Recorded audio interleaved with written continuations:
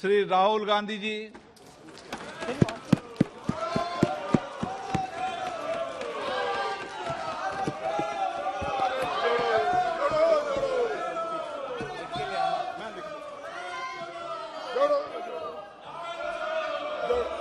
Speaker sir, thank you for allowing me to speak on the President's address. It's an honor for me to be able to speak at this House today.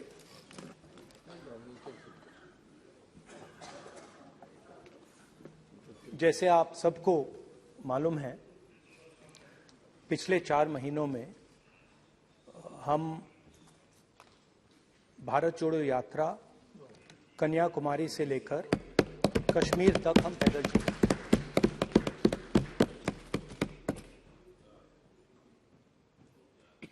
तीन 3,600 kilometre तकरीबन।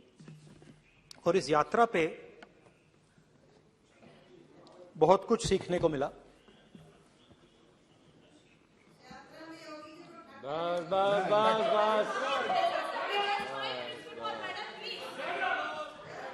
इस यात्रा में बहुत कुछ सीखने को मिला और जो जनता की आवाज, हिंदुस्तान की आवाज है, उसको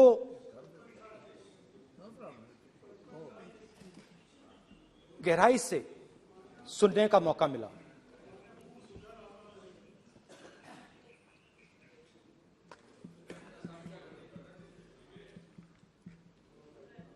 शुरुआत में, यात्रा की शुरुआत में मैंने सोचा था कि 3,500 किलोमीटर चलने हैं और मुश्किल है मगर किया जा सकता है।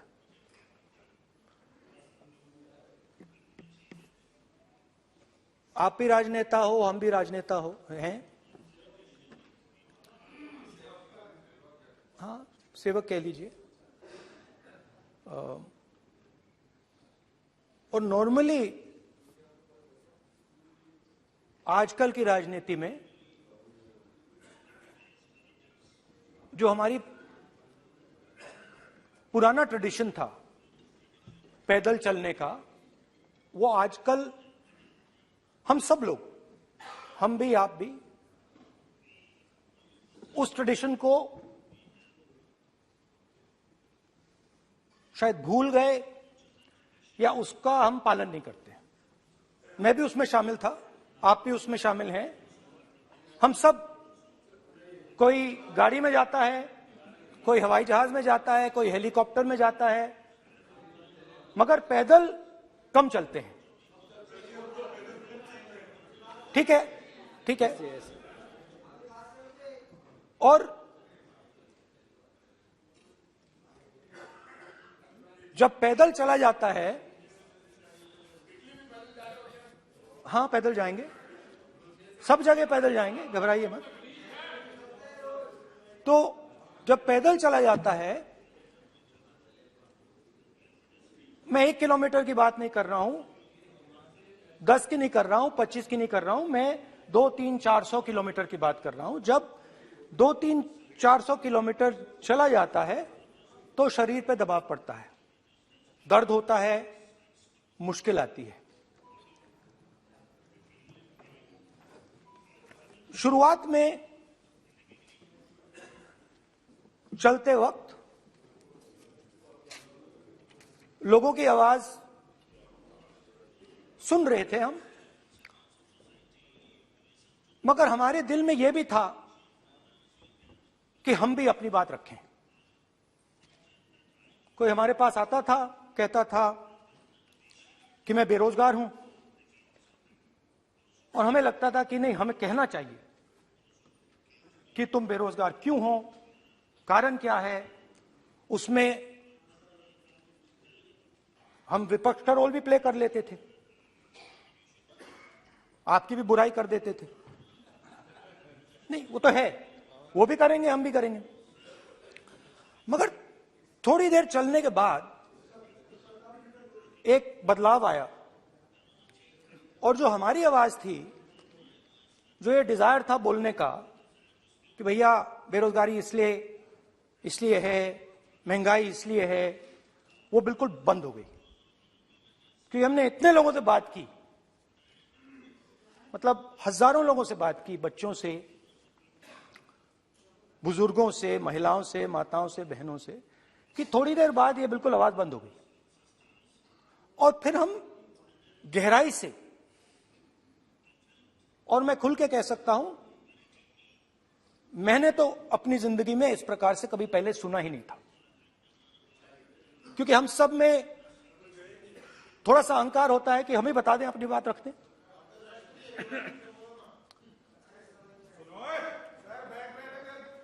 तो आस्ते आस्ते जब हम चले 500-600 किलोमीटर बाद, जनता की आवाज गहराई से सुनाई देने लगी और एक प्रकार से यात्रा, इंडिविजुअल्स नहीं, यात्रा हमसे बोलने लगी।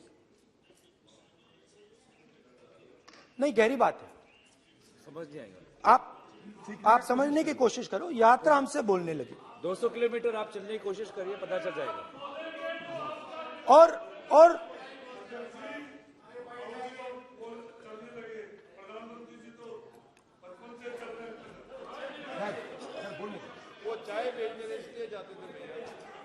तो यात्रा बोलने लगी।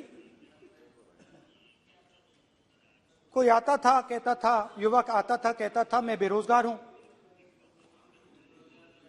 हम सवाल पूछते थे, क्या पढ़ा आपने? इंजीनियरिंग की, अब क्या करते हो?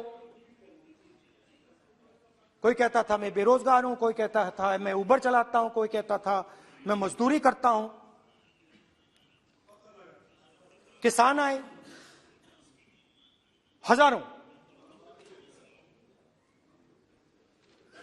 प्रधानमंत्री बीमा योजना की बात की कि हम पैसा भरते हैं,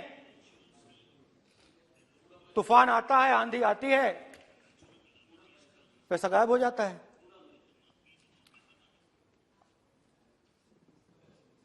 किसानों ने यह भी कहा कि हमारी जमीन छीन ली जाती है, हमें सही रेट नहीं मिलता। जमीन अधिग्रहण बिल जो था वो लागू नहीं होता। आदिवासियों ने कहा, वनवासियों ने नहीं, आदिवासियों ने, कि जो ट्राइबल बिल में हमें दिया जाता था वो आज छीना जा रहा है। तो बहुत सारी चीजें हमको सुनने को मिली, मगर मेन थ्रस्ट अगर मैं कहूं, मेन थ्रस्ट बेरोजगारी, महंगाई और किसान। उसमें एमएसपी थी, उसमें बीज की समस्या थी, किसान बिल की समस्या थी। अच्छा, अग्निवीर की भी बात की लोगों ने। आपने अभी बोला कि अग्निवीर देश को फायदा पहुंचाएगा, मगर हिंदुस्तान का युवा जो 4 बजे दौड़ता है, आर्मी में भर्ती होने के लिए दौड़ता है, वो आपकी बात से सहमत नहीं है। उनने हमसे कहा कि पहले हमें 15 साल की सर्विस मिलती थी, पेंशन मिलती थी, अब 4 साल के बाद हमें निकाल दिया जाएगा, कुछ नहीं मिलेगा, पेंशन नहीं मिलेगी। सीनियर ऑफिसर्स ने कहा कि हमें तो लगता है कि ये जो अग्निवीर योजना है ये आर्मी के अंदर से नहीं आई, ये कहीं और से आई है, ये आरएसएस से आई है, होम मिनिस्ट्री से आई है। ये सीनियर आर्मी के लोगों ने कहा है, मैं नहीं कह रहा हूं, कि हमें लगता है कि ये आर्मी के ऊपर ये योजना थोपी गई है और ये आर्मी को कमजोर करेगी। आर्मी के जनरल्स ने हमें कहा, जो रिटायर्ड हैं, उन्होंने हमें कहा, राहुल जी, हजारों लोगों को हम हथियार की ट्रेनिंग दे रहे हैं और फिर थोड़ी देर बाद उनको समाज में डाल रहे हैं। बेरोजगारी है, समाज में हिंसा बढ़ेगी।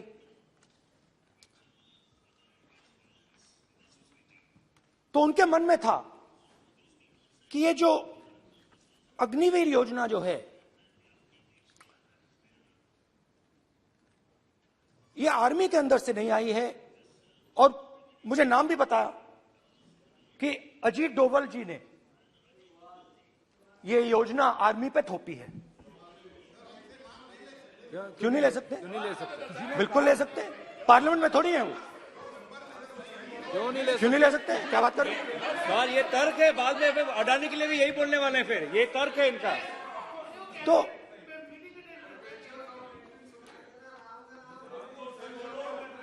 तो इंटरेस्टिंग बात यह है कि मैंने फिर प्रेसिडेंट्स एड्रेस पढ़ा। देश के सब युवा अग्निवीर अग्निवीर अग्निवीर अग्निवीर बोल रहे हैं, कह रहे हैं कि ये आर्मी के ऊपर थोपा गया है, हमें नहीं चाहिए। आर्मी के लोग कह रहे हैं हमें नहीं चाहिए। जैसे मैंने कहा, आर्मी को लगता है कि होम मिनिस्ट्री ने इनके ऊपर थोपा है, आरएसएस ने ये उनके ऊपर थोपा है।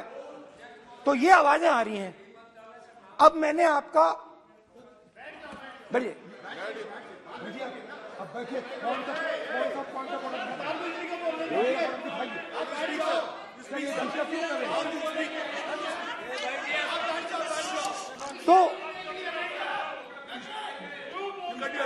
तो एक फर्क, ये थोड़ा पानी ले आओगे? मैंने पानी, तो मुझे एक फर्क दिखा। प्रेसिडेंट्स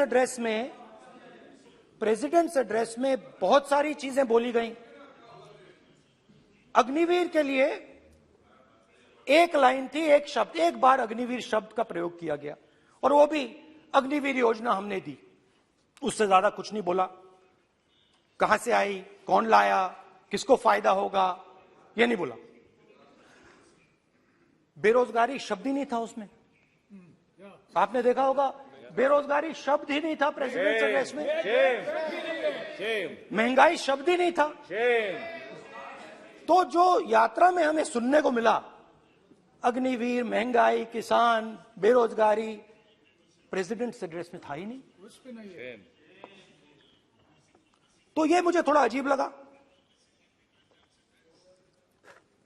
कि जनता कुछ कह रही है और प्रेसिडेंट एड्रेस में कुछ और सुनाई दे रहा है। अच्छा, एक और चीज हमें बताई गई। तमिलनाडु से लेकर केरला, महाराष्ट्र, मध्य प्रदेश, सब जगह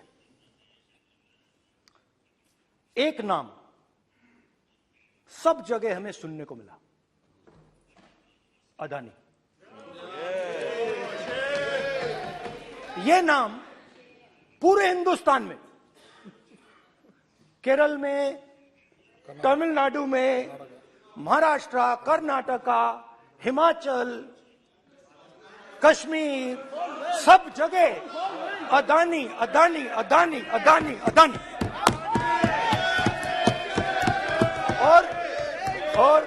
और ये नाम नहीं, और इस नाम के बारे में जब लोग बोलते थे मुझसे, तो 2-3 सवाल पूछते थे।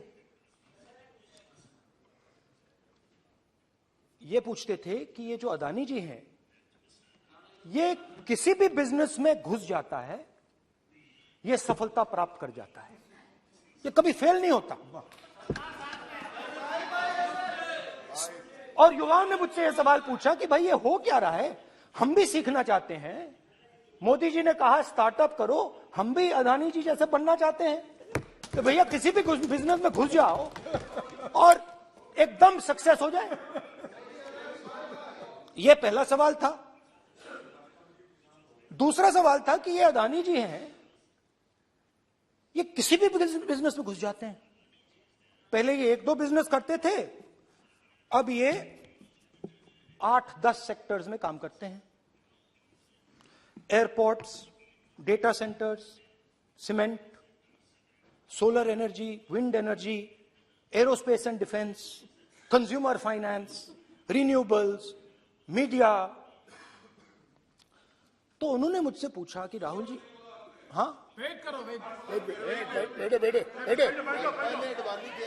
हाँ, धन्यवाद। पोर्ट्स की बात भी थी। ये भी सवाल पूछा कि भैया एक बात बताइए, राहुल जी बताइए हमें कि अदानी जी का जो नेटवर्थ है वो 3 साल के अंदर, 2014 से लेकर 2022 तक ये $8 बिलियन से $140 बिलियन कैसे हो गया? कैसे हुआ? मोदी है तो ये 2014 में अगर आप दुनिया की, मुस्कुरा रहे हैं आप, बीजेपी में है ना आप, तो ये लिस्ट आती है, एक लिस्ट आती है दुनिया के सबसे अमीर लोगों की।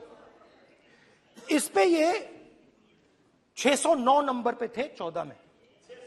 609 पीछे बिल्कुल। पता नहीं जादू हुआ,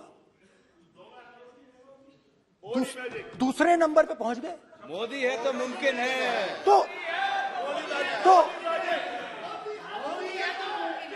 तो मुझसे पूछा यार, बहुत सारे लोगों ने पूछा कि भैया राहुल जी बताइए, हिमाचल में सेब की बात होती है अदानी जी, कश्मीर में सेब की बात होती है अदानी जी, पोर्ट्स की बात होती है अदानी जी, एयरपोर्ट्स की बात होती है अदानी जी, इंफ्रास्ट्रक्चर। अच्छा, हम सड़क पे चल रहे हैं, मैं पूछूं किसने बनाई? अदानी जी। तो लोगों ने यह भी पूछा कि राहुल जी, ये जो अदानी जी जो हैं, इनकी सफलता कैसे हुई?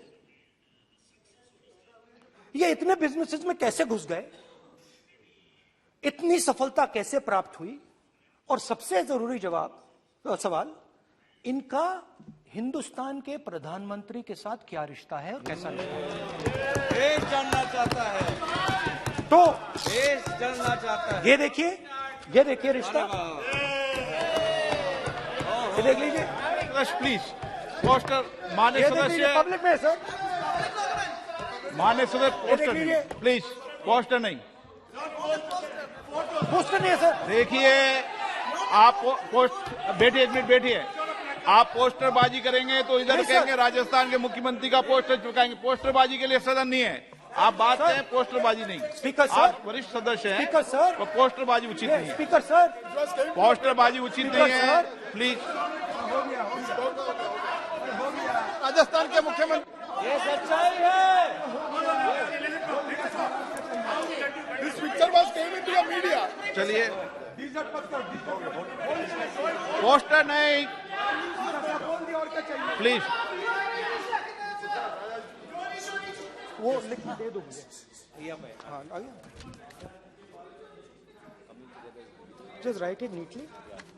तो नहीं स्पीकर सर, वो फोटो है सर, वो पोस्टर नहीं है। आप वरिष्ठ सदस्य हैं। प्राइम मिनिस्टर की फोटो है सर, उसमें नियम में बहुत नहीं है। उनका अच्छा चेहरा सदन ने दिख रहा नियम है। बनाया है। उनके वहां पे, उनके पीछे अदानी का लोगो है, अदानी जी के हवाई जहाज में घुस रहे हैं। तो मैंने सोचा कि आज के प्रेसिडेंट्स एड्रेस में मैं थोड़ा जो नरेंद्र मोदी जी का और अदानी जी का रिश्ता है उसके बारे में आपको थोड़ा बता देता हूं। प्लीज बताइए। तो वो आप बता देना।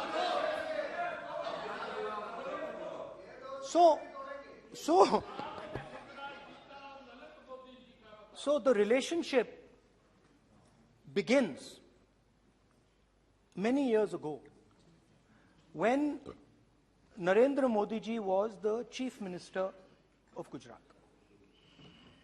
And when most of India's business was asking questions of the Prime Minister, was against the Prime Minister, one man stood shoulder to shoulder with the Prime Minister. didn't back down. That's commendable. It's not a joke. He was loyal to the Prime Minister. And what did he do? He helped Mr. Modi construct the idea of resurgent Gujarat. Right? The idea that you bring these businessmen together, and you call it resurgent Gujarat, vibrant Gujarat, they're both. And he was the backbone in setting up that group of people. Okay? And the result of that was tremendous growth of his businesses in Gujarat. Expansion of his businesses. I think then the real magic starts. जब प्रधानमंत्री जी दिल्ली आते हैं और 2014 में असली जादू शुरू होता है।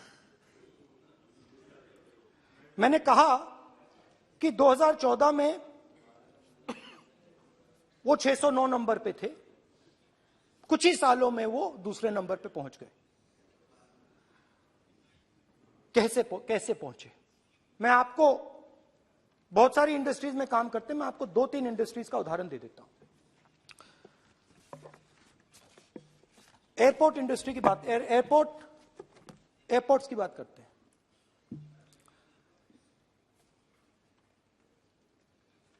कुछ साल पहले सरकार ने हिंदुस्तान के एयरपोर्ट्स को डेवलप करने के लिए दिया। नियम था, there was a rule that anybody who does not have prior experience in airports cannot be involved in development of these airports. नहीं, गलत नहीं बोल रहा हूं।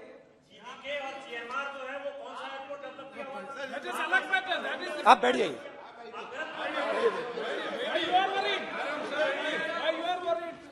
अडानी के डिफेंस में आ गए सर।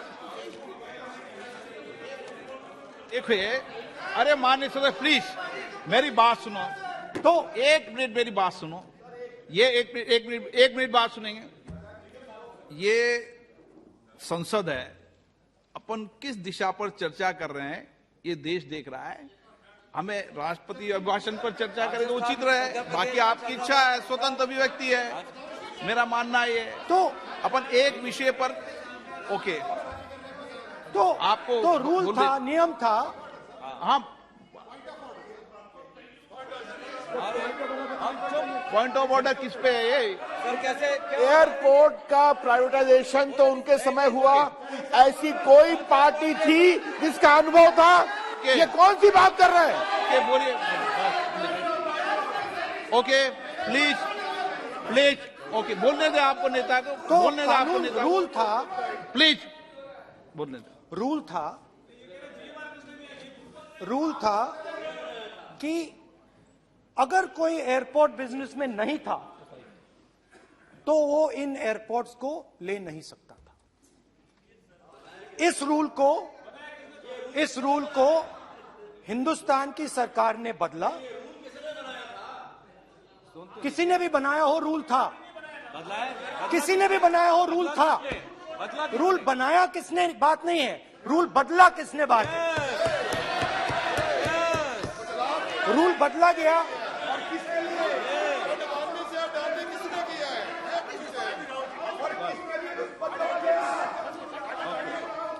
रूल बदला गया।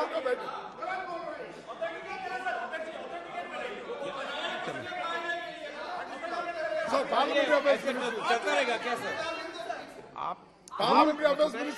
रूल को बदला गया। सर बोलने दीजिए। करना चाहिए सर, ऑथेंटिकेट करना चाहिए। चलिए आप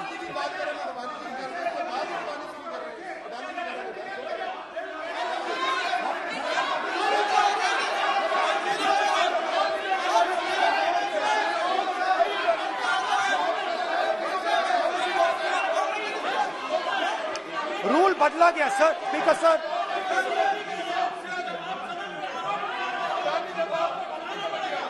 बैठे बैठे।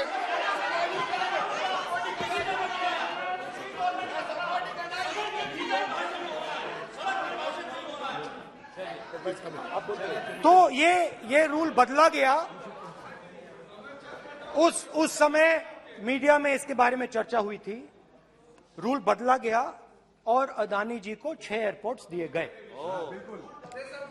उसके बाद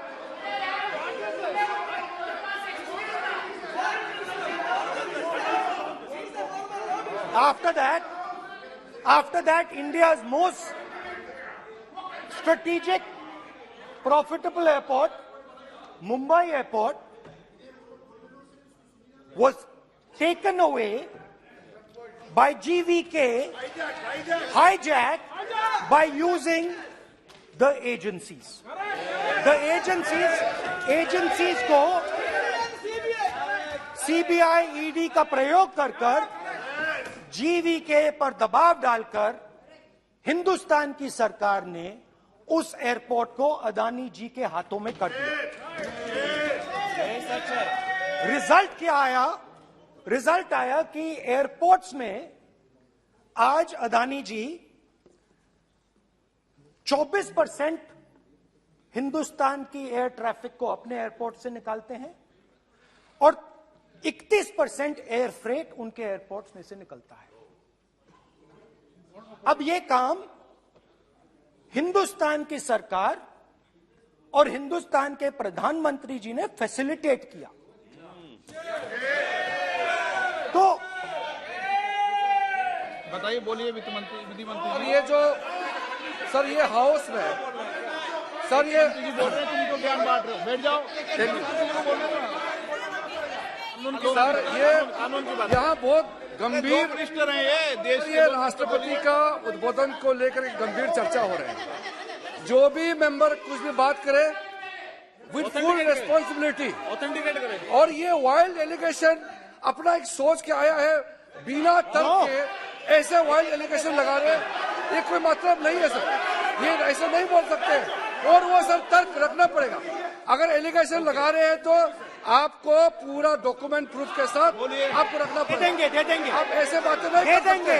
और ये गंभीरता को समझिए, ये डॉक्यूमेंट्री प्रूफ दे देंगे। अब आपने जो पिछले स्पीकर थे उन्होंने फॉरेन पॉलिसी की बात की, हम भी फॉरेन पॉलिसी की बात करते हैं। चलिए डिफेंस से शुरू करते हैं। बहुत ऑप्शंस है, आप बताइए कहां से शुरू करें। बिजली, डिफेंस, कोयला, बहुत ऑप्शंस है। Defence, let us start with defence. अब डिफेंस में अदानी जी का कोई एक्सपीरियंस नहीं था, जीरो एक्सपीरियंस। कल मैंने प्रधानमंत्री को एचएएल में देखा। प्रधानमंत्री जी ने कहा कि गलत आरोप लगाया, मगर रियलिटी तो यह है कि एचएएल का जो कॉन्ट्रैक्ट था 126 हवाई जहाजों का, वो अनिल अंबानी को चला गया और अनिल अंबानी बैंकरप्ट हो गया। वहां भी फैसिलिटेशन था।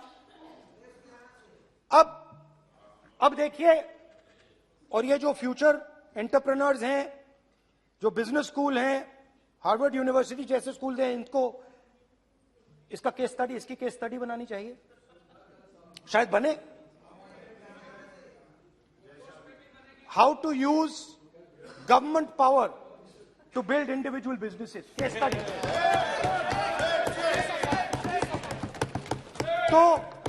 तो अब देखिए, अदानी जी की डिफेंस में इंटरेस्ट देखिए।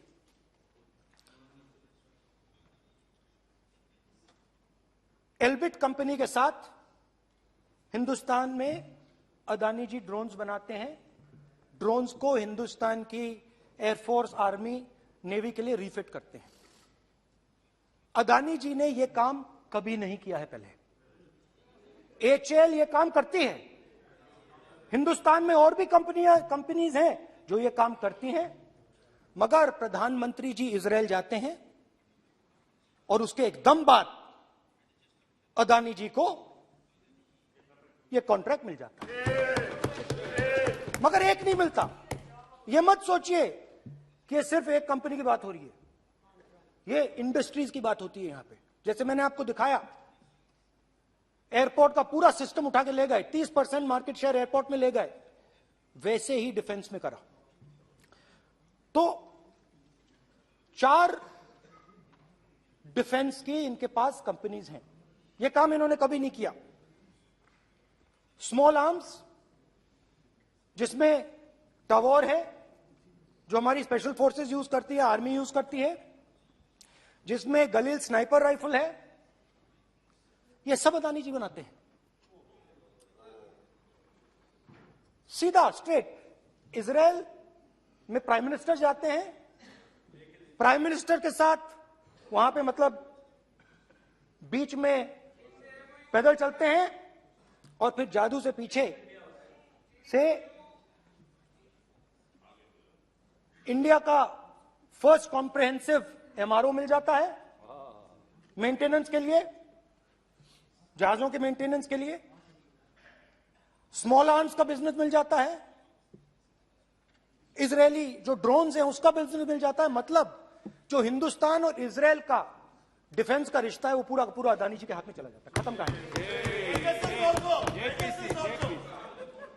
हाँ, उसमें पेगासस भी है, तो पता नहीं वहां से क्या मतलब पेगासस कैसे आया, क्या हुआ, किसने दिया। अच्छा, एक और बड़ी इंटरेस्टिंग चीज है, एक कंपनी है अल्फा डिफेंस, जो डिफेंस इलेक्ट्रॉनिक्स का काम करती है, एवियोनिक्स का काम करती है, और बहुत स्ट्रेटेजिक कंपनी है। वो भी अदानी जी के हवाले कर दी गई, अदानी जी ने एक्वायर कर लिया। तो आपने देखा कि एयरपोर्ट्स का बिजनेस 30% मार्केट शेयर, हिंदुस्तान और इजरायल का जो वेपन्स का बिजनेस है 90% उठा के ले गए। एक विजिट फॉरेन पॉलिसी, ये है फॉरेन पॉलिसी। चलिए, अब मैंने आपको इजरायल की बात बताई, ऑस्ट्रेलिया चलते हैं। कोयला ऑस्ट्रेलिया चलिए। ऑस्ट्रेलिया में अदानी जी जाके, नहीं क्यों, आप तो डिबेट करना चाहते थे, आप भी तो डिबेट करना चाहते थे। आपने बोला था कोई भी विषय पे डिबेट हो, तो हो गया अब डिबेट। अब क्यों डर रहे हो डिबेट से? अब क्यों डर रहे हो डिबेट से? क्यों डर रहे हो? जब हमने जेपीसी की मांग की, आपने बोला सदन में उठाओ। अब क्यों डर रहे हो? अब क्यों डर रहे हो? अब क्यों डर रहे हो? आप चर्चा से क्यों डर रहे हो? चर्चा से डर रहे हो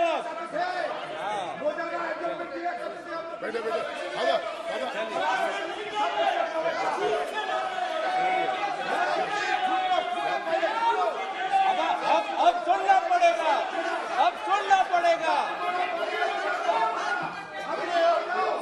अब सुनना पड़ेगा। ऑस्ट्रेलिया जाते हैं, प्रधानमंत्री ऑस्ट्रेलिया जाते हैं।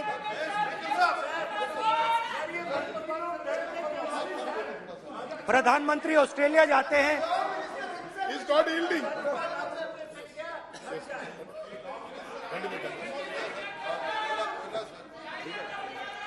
ऑस्ट्रेलिया जाते हैं। क्या नंबर बताएं? 369। सर ये क्या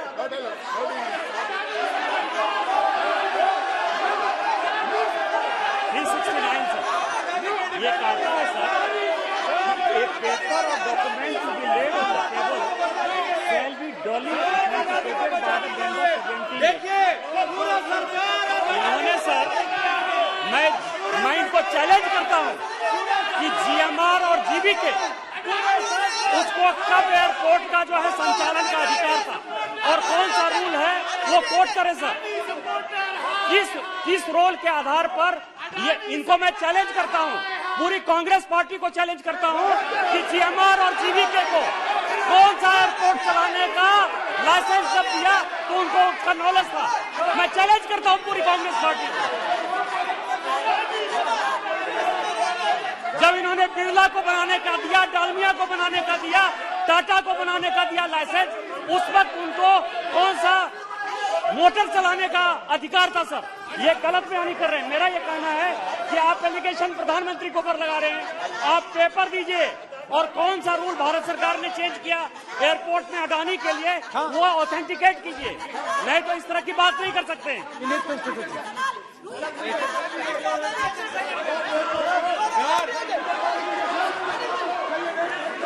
करना पड़ेगा, ऑथेंटिकेट करना पड़ेगा। राहुल गांधी जी, आपको ऑथेंटिकेट करना पड़ेगा।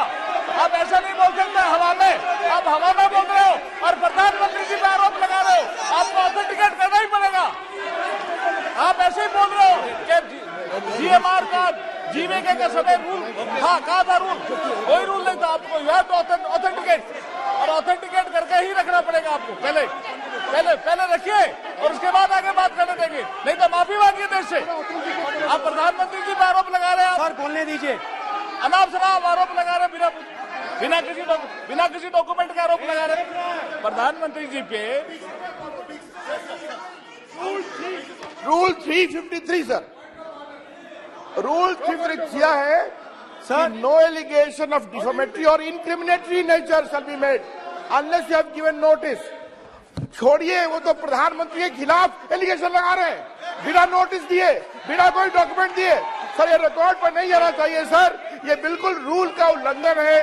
और क्या क्या बातें वो कह रहे हैं सर, मैं उसको रिपीट नहीं करना। Reckless allegation, baseless allegation, in violation of rules, sir ये स्वीकार नहीं होना चाहिए। ओके सर, एक सब बैठिए। ऑस्ट्रेलिया पीएम जाते प्लीज हैं। बैठिए, आप प्लीज बैठिए। वरिष्ठ वकील साहब बैठिए।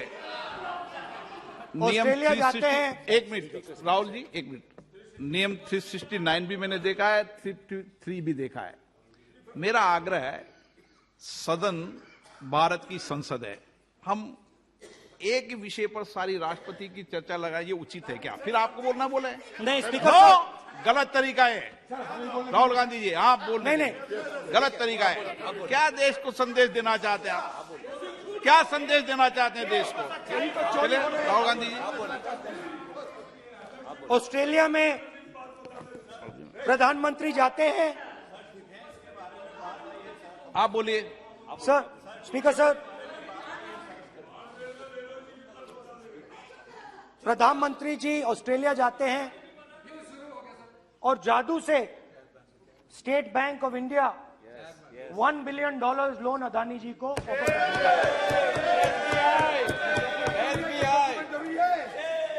सर इसका भी डॉक्यूमेंट जरूरी है क्या, बताओ? मोदी जी, आपका सरकार की बात है। अधीर प्लीज।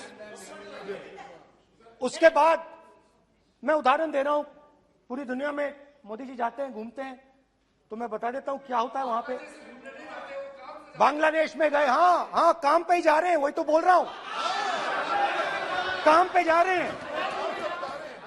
बांग्लादेश जाते हैं, मोदी जी की पहली ट्रिप होती है बांग्लादेश में। वहां पे बांग्लादेश को इलेक्ट्रिसिटी बेचने का डिसीजन लिया जाता है। कुछ ही दिन बाद बांग्लादेश पावर डेवलपमेंट बोर्ड 25 साल का कॉन्ट्रैक्ट अदानी जी के साथ साइन कर देता है। 1500 मेगावाट इलेक्ट्रिसिटी का कॉन्ट्रैक्ट अदानी जी। चलिए वहां से श्रीलंका चलते हैं।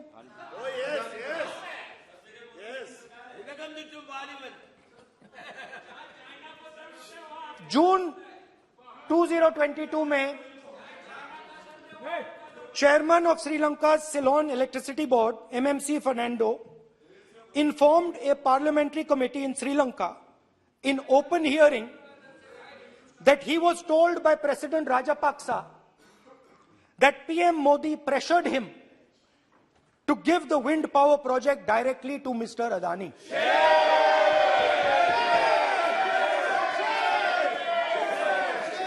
मतलब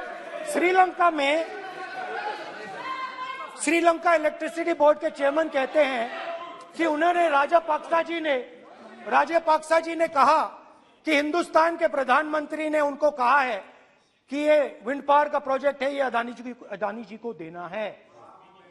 तो ये रही आपकी फॉरेन पॉलिसी। ये हिंदुस्तान की फॉरेन पॉलिसी नहीं है, ये अदानी जी की फॉरेन पॉलिसी है, उनके बिजनेसेस बनाने की फॉरेन पॉलिसी है। अब यात्रा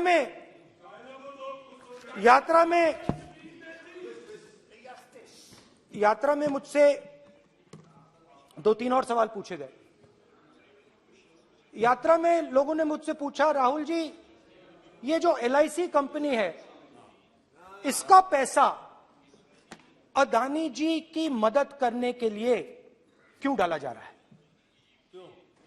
उन्होंने यह भी पूछा कि अदानी जी के जो शेयर्स हैं बड़े वोलेटाइल हैं, उसमें LIC का पैसा क्यों डाला जा रहा है?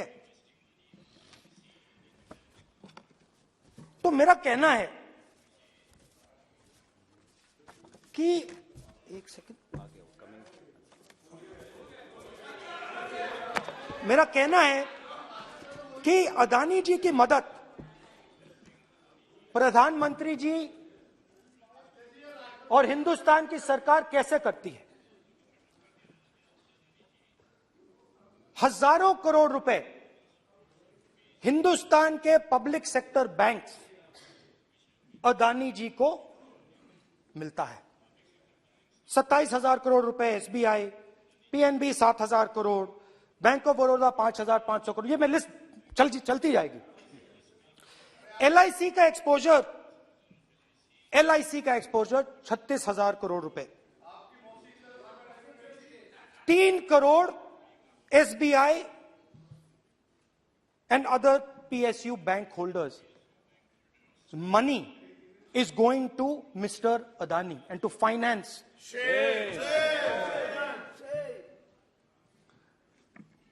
Now, of course, there is another question. तो मदद कैसे हो रही है? हिंदुस्तान के पब्लिक सेक्टर बैंक्स का पैसा, LIC का पैसा नरेंद्र मोदी जी, अदानी जी को दिया जा रहा है।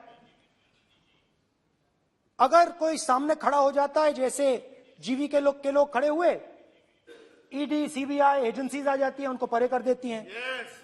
तेलंगाना में भी एक पोर्ट का उदाहरण था, आंध्रा, सॉरी। मगर मेन सवाल और सबसे इंटरेस्टिंग सवाल दूसरा है। कुछ दिन पहले ये हिंडनबर्ग रिपोर्ट आई, उसमें लिखा था कि अदानी जी की हिंदुस्तान के बाहर शेल कंपनीज हैं। ये जो शेल कंपनीज हैं, सबसे पहला सवाल है, ये हैं किसकी? ये किसकी है मॉरिशस में जो शेल कंपनीज हैं? और ये जो हजारों करोड़ रुपया ये शेल कंपनीज हिंदुस्तान में भेज रही हैं, ये किसका पैसा है? और क्या ये काम अदानी जी फ्री में कर रहे हैं? अब मैं ये सवाल क्यों पूछ रहा हूं? क्योंकि अदानी जी स्ट्रेटेजिक बिजनेसेस में काम करते हैं। अदानी जी हिंदुस्तान के पोर्ट्स को डोमिनेट करते हैं। अदानी जी हिंदुस्तान के एयरपोर्ट्स को डोमिनेट करते हैं। और जैसे मैंने कहा, अदानी जी हिंदुस्तान की डिफेंस इंडस्ट्री में बहुत जरूरी रोल प्ले करते हैं। तो मेरा पहला एक छोटा सा सवाल है कि जो शेल कंपनीज हैं,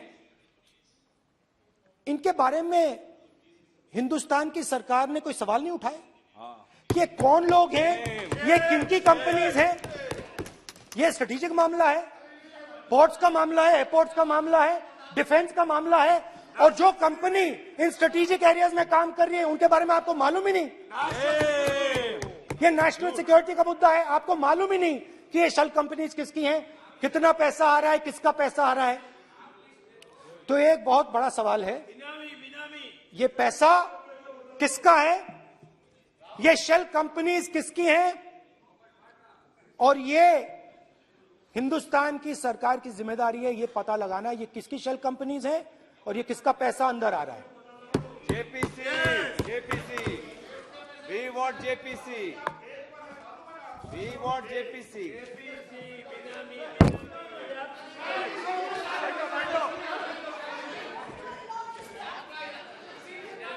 अच्छा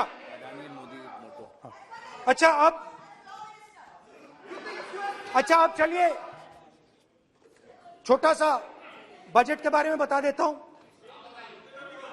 2022 में अदानी जी अनाउंस करते हैं कि वो $50 बिलियन इन्वेस्ट करेंगे to build the world's largest green hydrogen ecosystem. और इस बजट में बीजेपी की सरकार निर्मला सीतारमण जी कहती हैं हम ग्रीन हाइड्रोजन के लिए बहुत ह्यूज इंसेंटिव्स देंगे।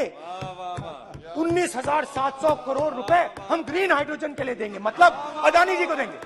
जुगलबंदी बजट में अदानी जी के लिए 50 नए airport, coastal shipping, horticulture, grain storage, ये सब काम आप कर रहे हैं। तो मेरे सिर्फ कल प्रधानमंत्री जी कल भाषण देंगे, मेरे उनसे 2-3 छोटे से सवाल हैं। मेरा प्रधानमंत्री जी से 2-3 सवाल हैं। पहले अदानी जी के हवाई जहाज में मोदी जी जाते थे, अब मोदी जी के हवाई जहाज में अदानी जी जाते हैं। पहले लोकल मामला था, फिर नेशनल मामला हो गया, उसके बाद इंटरनेशनल मामला हो गया। अदानी जी के लिए बोरिस जॉनसन का बेटा काम करता है, आपको पता नहीं मालूम है या नहीं मालूम? भाई सॉरी, नहीं बेटा भी, भाई काम करता है। तो ये मामला पहले गुजरात का मामला था, फिर ये हिंदुस्तान का मामला हुआ, अब ये इंटरनेशनल मामला हो गया है। तो मेरा सवाल प्रधानमंत्री जी से, और सिंपल सवाल है, प्रधानमंत्री जी आपकी फॉरेन ट्रिप्स पे अदानी जी और आप कितनी बार एक साथ गए? Adani ji, how many times did you travel together with Adani ji? How many times did Adani ji join you later on a visit? How many times did Adani ji travel to a country immediately after you did? Good question. And in how many of these countries after you visited did Adani ji get a contract? Also an important question, जरूरी सवाल, अदानी जी ने BJP को पिछले 20 साल में कितने पैसे दिए हैं?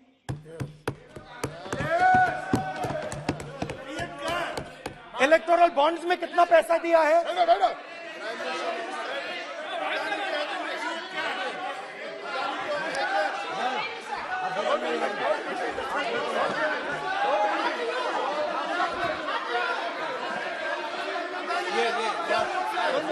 And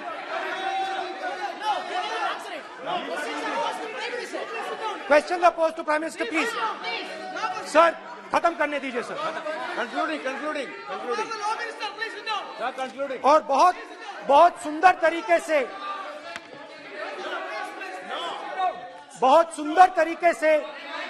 वो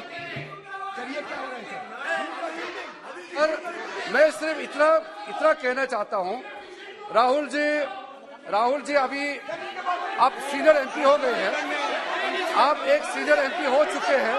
हम लोग एक्सपेक्ट करते हैं कि इस सदन का सदस्य होने के नाते जो भी बातें आप करेंगे गंभीरता से आप बात करेंगे। बाहर आप जो भी भाषण देते हैं हम लोग उसको रोक नहीं सकते हैं। इस सदन के अंदर में जो भी बात कही जाती है पूरा गंभीरता के साथ, प्रमाण के साथ कहे जाना चाहिए, ये परंपरा है। और राहुल जी ने कहा कि प्रधानमंत्री विदेश घूमने जाते हैं, तो मैंने आज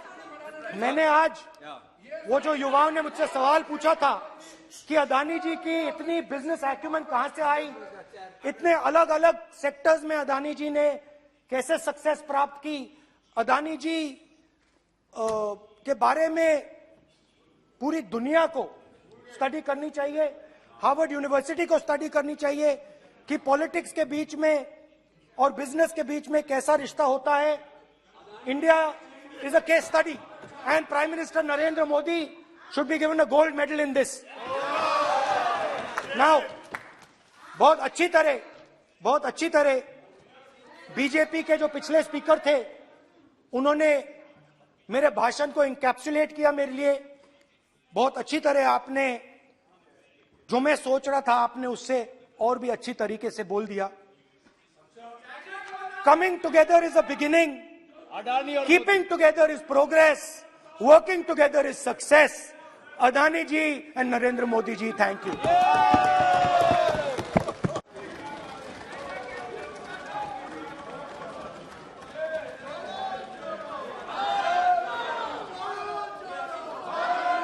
भारत जुड़ा हुआ है, चिंता मत करो। श्रीमती कनिमोजी, माननीय सदस्य मैं आग्रह कर सकता हूं, सदन आपका है। कोई अपनी यात्रा पर चर्चा करता है, कोई करता है, अच्छी हो राष्ट्रपति अभिभाषण पर चर्चा करो आप, तो ठीक लगेगा।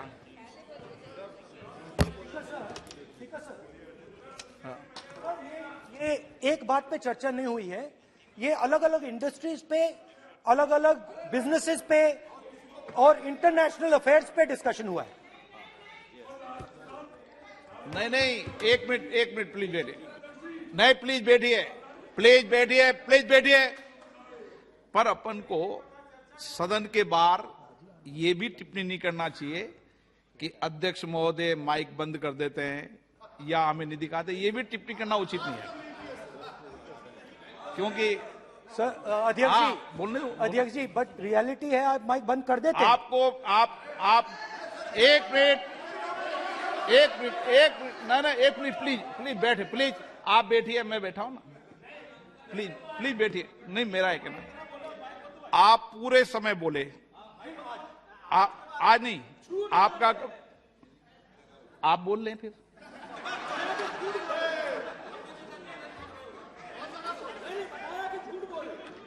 आप पूरे, ठीक है, थैंक यू। कनिमोजी जी।